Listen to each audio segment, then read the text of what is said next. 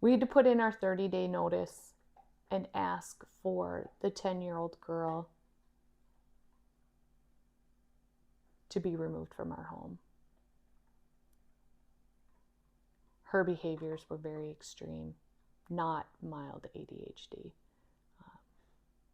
We had to hide a lot of anything, knives, scissors, everything was locked up. She had a tendency to be triggered by her older brother, who knew he was triggering her, who was trying to trigger her so that he could get out of doing things. And the things you know now that you wish you knew then, the list is huge. I can remember just holding her and just saying, it's not your fault. It's not your fault. It's not your fault. As she's just screaming and wailing and thrashing her arms, and I'm just trying to keep her safe, and I'm just holding her with all my might and just saying, oh honey, it's not your fault. It's not your fault. Because it's not her fault. It's not her fault that she has these triggerable behaviors. It's not her fault that her brain developed in that way.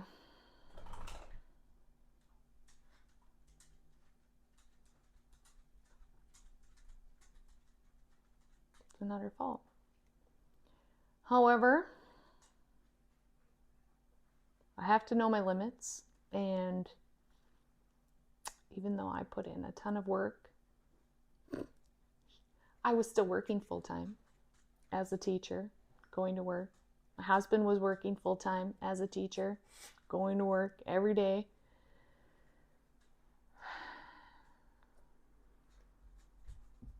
She was getting kicked out of school. I was having to drive up, take off work to go get her.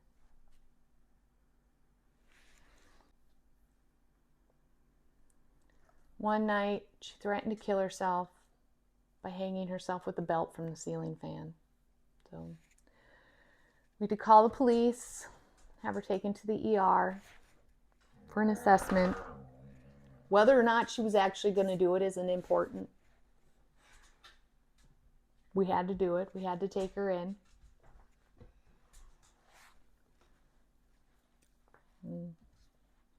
That was my first experience with ever having to call the police. How sad is that? First experience ever having to call the police.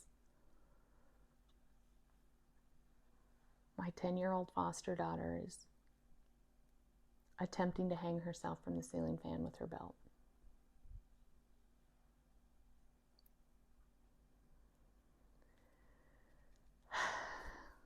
She also got to be my second experience with calling the police, though, too. My 10-year-old foster daughter is chasing me around the house with a knife. Can you please come and help?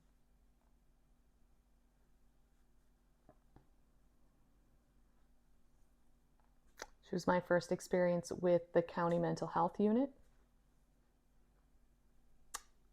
And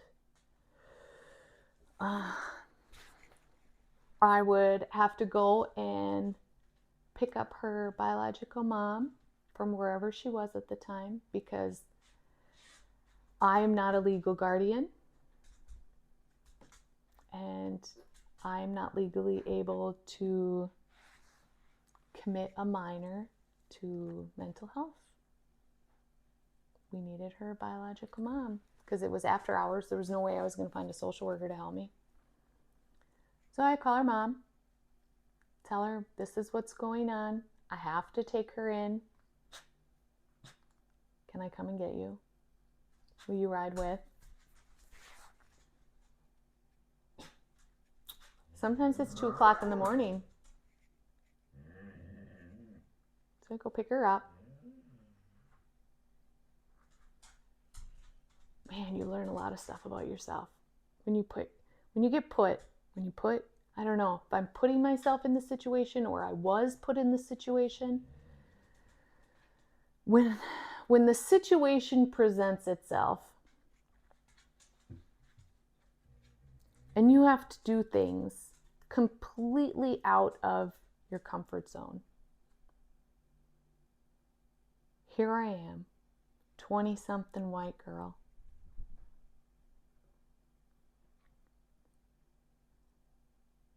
Driving into the urban areas of town, of the city. In an area of town I wouldn't typically drive in because it frightens me.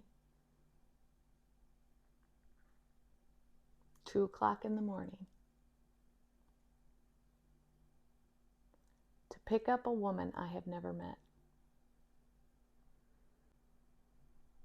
After informing her that her daughter tried to kill herself in my own home.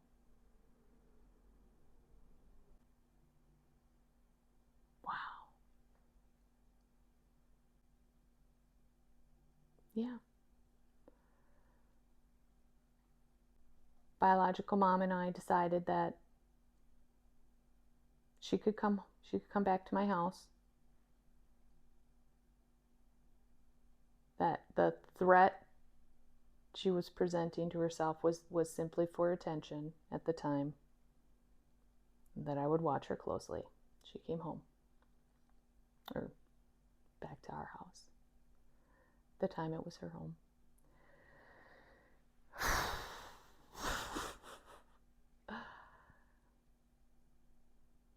By the second time I had to call the police, I was sitting on the floor in tears because the police would not take her. They would not take her.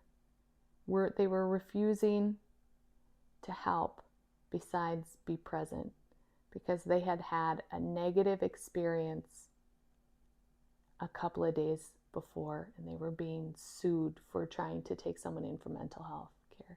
So they were being careful.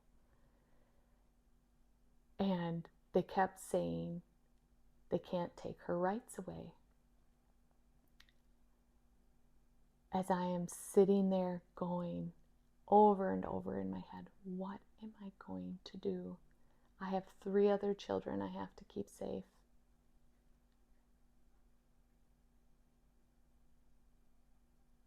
She's throwing herself down the stairs, just like leaping off the stairs, throwing herself down the stairs at this moment. And I'm just sitting on the floor, my head in my hands. I'm just weeping. What am I going to do? And the police officers, I know, are just like, what can we do to help this woman? And I'm just like, what about my rights? What about my rights as a human being?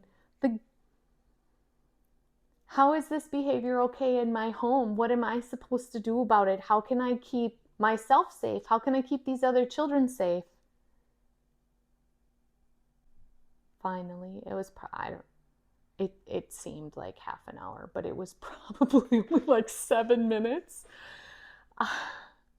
She lashed out verbally against one of the police officers, and I think she may even have struck him. Some altercation went down. And so because of that, they handcuffed the poor girl and put her in the police car. So what do? I get in my car, I follow the police car, drive down to the station. Because I know it's not her fault. I know that these behaviors, although extreme, are not a reflection of who she truly is. And I know she's just a child. And I know she'll be scared.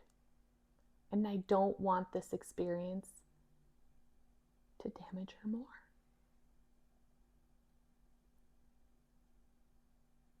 So yes, the police helped.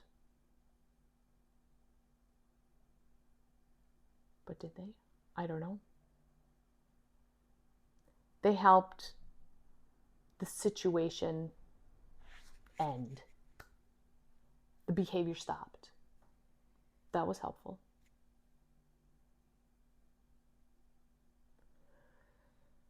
So we went down to the police department. I've never been there before. And I walk in and I say, my foster daughter has been arrested.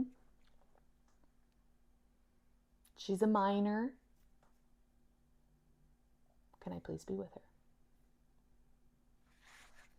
Because even if she is masking her behaviors and pretending like she's not scared, she's a 10-year-old girl. She's scared.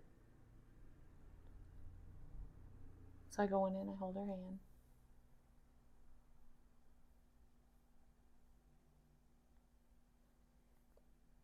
And the police officer says that they have to take her to the county mental health. They put her in the squad car. I follow. We get there. All over again. I call biological mom on the way. I pick her up on the way. We go through it all.